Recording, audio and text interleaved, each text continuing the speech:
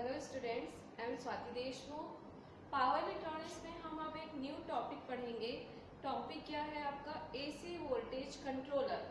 AC voltage controller क्या करेगा? नाम से ही क्लियर है कि एसी वोल्टेज क्या करेगा, फिक्स्ड एसी वोल्टेज को वेरिएबल एसी में कन्वर्ट करता है at same frequency. AC voltage controller क्या काम करता है? फिक्स्ड एसी को वेरिएबल एसी में कन्वर्ट करता है एट सेम फ्रीक्वेंसी। क्लियर? अब इसका हम एप्लीकेशन देख लेते हैं कि हम इसको एसी वोल्टेज कंट्रोलर को हम कहाँ कहाँ पे यूज़ करते हैं। तो इसके एप्लीकेशंस हैं डोमेस्टिक एंड इंडस्ट्रियल हीटिंग में, लाइटनिंग कंट्रोल में, speed control of single phase and 3 phase drives में हम एसी वोल्टेज कंट्रोलर का यूज़ करते हैं, और स्टार्टिंग ऑफ इंडक्शन मोटर। तो ये कुछ एप्लीकेशंस है जहाँ पे हम एसी वोल्टेज कंट्रोलर का यूज़ करते हैं। अब एक क्वेश्चन होता है कि हमारे पास अगर हमें एसी वोल्टेज को चेंज करना है तो हमारे पास ट्रांसफार्मर भी अवेलेबल है। ट्रांसफार्मर भी क्या करता है, जो हम एसी वोल्टेज देते हैं उसके लेवल को वो क्या करता है, स्टेप अप करता है या स्टेप डाउन करता है।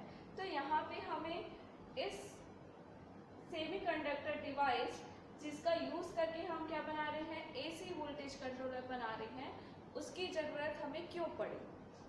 तो इसका एडवांटेज होता है कि अगर आप यहाँ पे हम क्या यूज़ करें, एसी वोल्टेज कंट्रोलर कौन से सेमीकंडक्टर डिवाइस का यूज़ करके बना रहे हैं, थायरिस्टर, या फिर आप इसी को क्या बोल सकते हो, SCR, सिलिकॉन कंट्रोल्ड रेक्टिफायर।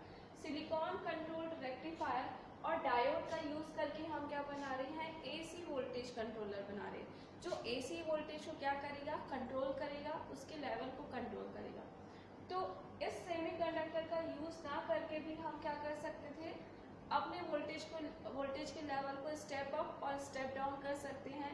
इसका एग्जांपल है आपके पास ट्रांसफार्मर। ट्रांसफार्मर भी यही काम करता है, लेकिन अगर हम सेमीकंडक्टर डिवाइस यूज़ करते हैं तो इसका एडवांटेज क्या हो जाता है, एक तो देखिए आप इसका साइज क्या रहेगा, कम रहेगा। सेमीकंडक्टर डिवाइस का आप साइज देखोगे और ट्रांसफार्मर का साइज देखोगे तो कौन सबसे कॉम्पैक्ट रहेगा, सेमीकंडक्टर डिवाइसेस। तो अगर हम सेमीकंडक्टर डिवाइसेस का यूज़ करके एसी वोल्टेज कंट्रोलर बनाते हैं तो हमारा एडवांटेज क्या हो जाता है कि हमें एक कॉम्पैक्ट साइज मिलता है, इसकी एफिशिएंसी हाई होती है, मेंटेनेंस हमें कम लगता है। ठीक है, तो ये सब एडवांटेजेस होते हैं अगर हम सेमीकंडक्टर डिवाइसेस यूज़ कर रहे हैं। तो चलिए अब हम देखते हैं single phase half wave voltage controller. Single phase half wave voltage controller का अब हम सर्किट डायग्राम और वर्किंग देखते हैं।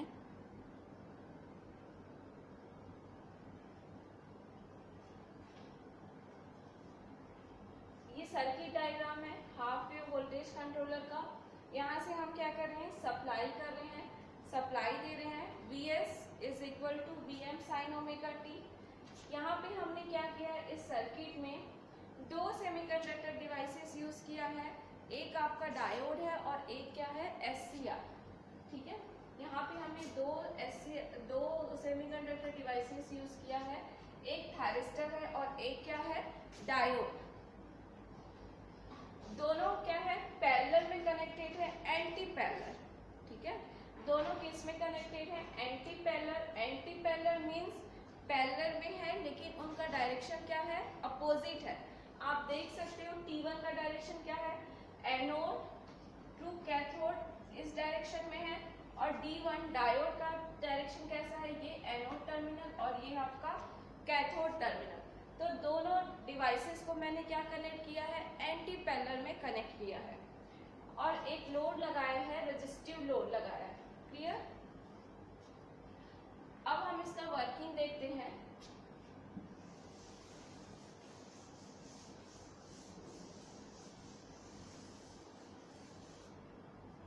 सप्लाई वोल्टेज दे रहे हैं, ये आपका सप्लाई वोल्टेज का वेव फॉर्म है, साइनसॉइडल वेव फॉर्म। अब हम देखते हैं for positive half cycle. Positive half cycle में 0 से pi. For positive half cycle 0 to pi हम देखते हैं क्या होता है। 0 to पाई में क्या होगा, ये आपका दो टर्मिनल, टर्मिनल ए और ये आपका टर्मिनल बी। तो पॉजिटिव हाफ साइकिल में क्या होगा, टर्मिनल ए पॉजिटिव होगा और टर्मिनल बी क्या होगा, निगेटिव। तो इस केस में थायरिस्टर क्या होगा, फॉरवर्ड बायस होगा और डायोड क्या होगा, रिवर्स बायस होगा। थायरिस्टर कैसे फॉरवर्ड बायस होगा, देखो यहाँ पे क्या मिल रहा है आपको, प्लस सप्लाई मिल रहा है, ठीक है। तो ये जो प्लस है वो थायरिस्टर के एनोड को मिल रहा है और ये जो प्लस सप्लाई है वो डायोड के कैथोड को मिल रहा है। तो यहाँ पे क्या होगा, आपका जो थायरिस्टर टी है वो किस केस में आएगा, फॉरवर्ड बायस के केस में आएगा, T1 फॉरवर्ड बायस और D जो है D1 वो किस केस में आएगा, रिवर्स बायस, क्योंकि इसके कैथोड को क्या मिल रहा है, पॉजिटिव, लेकिन क्या मिलना चाहिए, निगेटिव। तो 0 to पाई में ये जो डायोड है वो कैसे बिहेव करेगा, ऐसा ओपन सर्किट। 0 to पाई में क्या होगा, हमारा डायोड ऐसा ओपन सर्किट बिहेव करेगा। अब हमें पता है थायरिस्टर फॉरवर्ड बायस तो है, लेकिन वो कंडक्शन स्टार्ट करेगा क्या, नहीं, जब तक कि हम उसको क्या ना करते, गेट पल्स प्रोवाइड ना करते। तो at point alpha, at alpha T1 क्या होगा आपका, कंडक्शन स्टार्ट करेगा, क्योंकि हमने क्या किया है, एट पॉइंट अल्फा इस पॉइंट पे मैं क्या कर रही हूँ, गेट पल्स प्रोवाइड कर रही हूँ, किसको, T1 को, ठीक है। क्योंकि आपको पता है कि थायरिस्टर को एक गेट टर्मिनल को हमें क्या देना पड़ता है, गेट पल्स देना पड़ता है। तो यहाँ पे मैं क्या कर रही हूँ, एट पॉइंट अल्फा पे मैं क्या कर रही हूँ, T1 को गेट पल्स दे रही हूँ। तो देखिए जैसे ही मैं एट पॉइंट अल्फा पे गेट पल्स दी, हमें क्या मिलेगा, आउटपुट वोल्टेज मिलेगा लोड के अक्रॉस। करंट आपका कैसे फ्लो होगा, टर्मिनल ए से स्टार्ट होगा, T1 में जाएगा, लोड में जाएगा और ये आपका टर्मिनल बी से क्लोज होगा। तो यहाँ पे हमें क्या मिलेगा, लोड के अक्रॉस वोल्टेज मिलेगा, ये आपका आउटपुट वोल्टेज का वेवफॉर्म। लोड के अक्रॉस हमें वोल्टेज मिलेगा, सेम कैसे मिलेगा, सप्लाई वोल्टेज। लेकिन अल्फा के पहले क्या हो रहा है, अल्फा के पहले देखिए यहाँ पे हमें आउटपुट वोल्टेज क्या मिला है, 0, क्योंकि यहाँ पे थायरिस्टर जो है कंडक्शन स्टेट में नहीं था, वो फॉरवर्ड बायस तो था लेकिन वो कंडक्शन स्टेट में नहीं था, क्योंकि मैंने उसके गेट टर्मिनल को अभी फायरिंग पल्स प्रोवाइड नहीं किया था। इसलिए अल्फा से पहले क्या होगा, हमें आउटपुट वोल्टेज क्या मिलेगा, 0 मिलेगा। जो कि हमने रजिस्टिव लोड लगाया था तो वेव फॉर्म क्या मिलेगा, आपको सेम मिलेगा। यहाँ पे आउटपुट करंट का वेव फॉर्म है, तो यहाँ पे भी क्या होगा, अल्फा के पहले हमें आउटपुट करंट क्या मिलेगा, 0 मिलेगा। तो ये जो वेव फॉर्म है वो आपका सेम बनेगा बिकॉज ऑफ रजिस्टिव लोड। ये आपका करंट का वेव फॉर्म है, करंट की वैल्यू क्या हो जाएगी, Vm डिवाइडेड बाई R, और ये आपका वोल्टेज, ये जो पिक पॉइंट है वो क्या होता है आपका Vm मैक्सिमम वोल्टेज। अब देखिए अब क्या होगा, निगेटिव हाफ साइकिल, पाई से 2 पाई क्या हो रहा है, सप्लाई वोल्टेज क्या हो रहा है, रिवर्स हो रहा है, पाई टू 2 पाई क्या हो रहा है, सप्लाई वोल्टेज रिवर्स हो रहा है। मतलब ये जो टर्मिनल वोल्टेज है वो भी क्या होगा, चेंज हो जाएगा। टर्मिनल ए अब क्या हो जाएगा, निगेटिव, और टर्मिनल बी क्या हो जाएगा, पॉजिटिव। तो इस केस में देखिए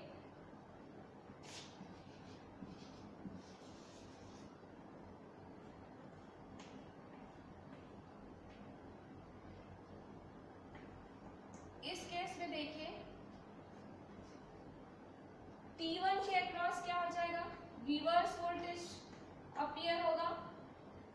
जैसे ही रिवर्स होगा वोल्टेज पाई से 2 पाई में, ये जो रिवर्स वोल्टेज है तो क्या होगा आपका, ये टर्मिनल वोल्टेज भी क्या हो जाएगा, चेंज हो जाएगा, ये माइनस और ये प्लस। तो आप देखिए यहाँ पे जो माइनस सप्लाई है वो किसको मिल रहा है, डायोड के कैथोड को और थायरिस्टर के एनोड को। तो जैसे ही नेगेटिव हाफ साइकिल होता है, हमारा जो थायरिस्टर है वो कैसे बिहेव करेगा, रिवर्स बायस के केस में हो जाएगा, मतलब वो कैसे बिहेव करेगा, ऐसा ओपन सर्किट। तो T1 क्या हो जाएगा, रिवर्स बायस और D1 जो होगा वो फॉरवर्ड बायस। क्लियर? अब आपको पता है कि हमें सिर्फ थायरिस्टर के केस में ऐसा होता है कि वो अगर वो फॉरवर्ड बायस है उसके बाद भी वो कंडक्शन स्टेट में नहीं आता है जब तक कि हम उसके गेट टर्मिनल को पल्स ना दे दें। लेकिन डायोड के केस में ऐसा होता है क्या? नहीं। डायोड जैसे ही फॉरवर्ड बायस होता है वो कंडक्शन स्टेट में आता है। तो जैसे ही हमारा सप्लाई वोल्टेज रिवर्स हुआ पाई से 2 पाई में, वैसे ही हमारा डायोड किस स्टेट में आ जाएगा? फॉरवर्ड बायस के स्टेट में आ जाएगा। मींस वो कंडक्शन स्टार्ट करेगा at pi D1 starts conducting because no gate pulse is required for diode। तो जैसे ही क्या होगा आपका पाई से 2 पाई हुआ हमारा डायोड, अब हमें जो आउटपुट वोल्टेज मिलेगा वो किसके कारण मिलेगा? डायोड के कारण मिलेगा। ठीक है, तो आप देखिए D1 से स्टार्ट होगा एनोड टू कैथोड,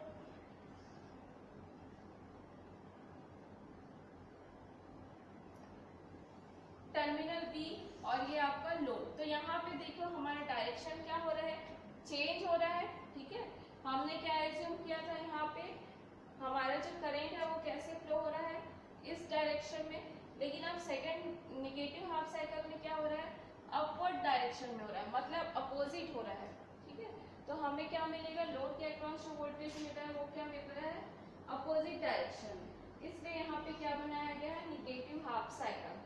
यहाँ पे भी सेम बनाया गया है आपका negative half cycle because of resistive load. Clear? अब फिर से आपका क्या होगा नेक्स्ट? 2 पाई से 3 पाई, 2 पाई से 3 पाई में फिर क्या हो जाएगा आपका? सेम केस आ जाएगा। T1 फॉरवर्ड बायस हो जाएगा, D1 क्या हो जाएगा? रिवर्स बायस हो जाएगा। अगेन जब तक आप T1 को गेट पल्स नहीं दे देते वो कंडक्शन स्टेट में नहीं आएगा। तो आप देखो इतने पोर्शन के लिए हमें आउटपुट वोल्टेज नहीं मिल रहा है, ना ही आउटपुट करंट मिल रहा है, क्योंकि यहाँ पे मैंने T1 को ट्रिगर नहीं किया है। एट 2 पाई प्लस अल्फा पे मैंने T1 को ट्रिगर किया है, तो हमें क्या मिला है? आउटपुट वोल्टेज मिला। तो ये आपका होता है single phase half wave voltage controller. इसमें आप देख सकते हो कि क्या हो रहा है, एक कंप्लीट साइकिल में सिर्फ हम एक पॉजिटिव हाफ साइकिल को ही कंट्रोल कर पा रहे हैं, क्योंकि पॉजिटिव हाफ साइकिल में थायरिस्टर कंडक्ट कर रहा है और निगेटिव हाफ साइकिल में डायोड कंडक्ट कर रहा है। तो इन दोनों में से हमारा कंट्रोल्ड डिवाइस क्या है? थायरिस्टर। T1 हमारा क्या है? कंट्रोल्ड डिवाइस है, हम उसके आउटपुट वोल्टेज को कंट्रोल कर सकते हैं। तो single phase half wave voltage controller में क्या होता है कि हम एक कंप्लीट साइकिल के सिर्फ एक हाफ साइकिल को ही कंट्रोल कर सकते हैं, एक निगेटिव हाफ साइकिल को हम कंट्रोल नहीं कर सकते, क्योंकि यहाँ पे T1 कंडक्ट करता है और यहाँ पे डायोड कंडक्ट करता है। इसलिए इसको क्या बोलते हैं हम? Single phase unidirectional voltage controller. Single phase uni directional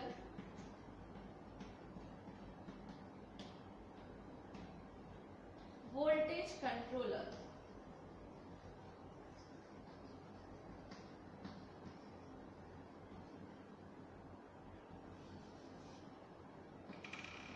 क्यों हम इसे single phase unidirectional voltage controller बोल रहे हैं? क्योंकि हम इसके सिर्फ एक हाफ को कंट्रोल कर सकते हैं, मतलब एक ही हाफ को कंट्रोल कर सकते हैं, इसीलिए हम इसको क्या बोल रहे हैं? Unidirectional voltage controller.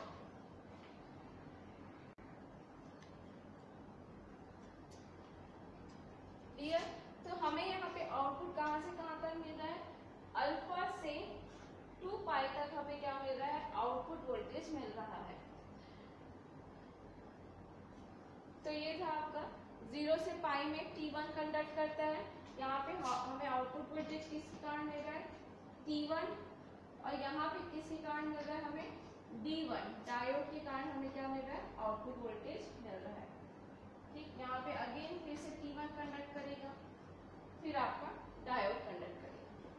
तो ये था आपका single phase half wave voltage controller, जहाँ पे हम क्या कर रहे हैं?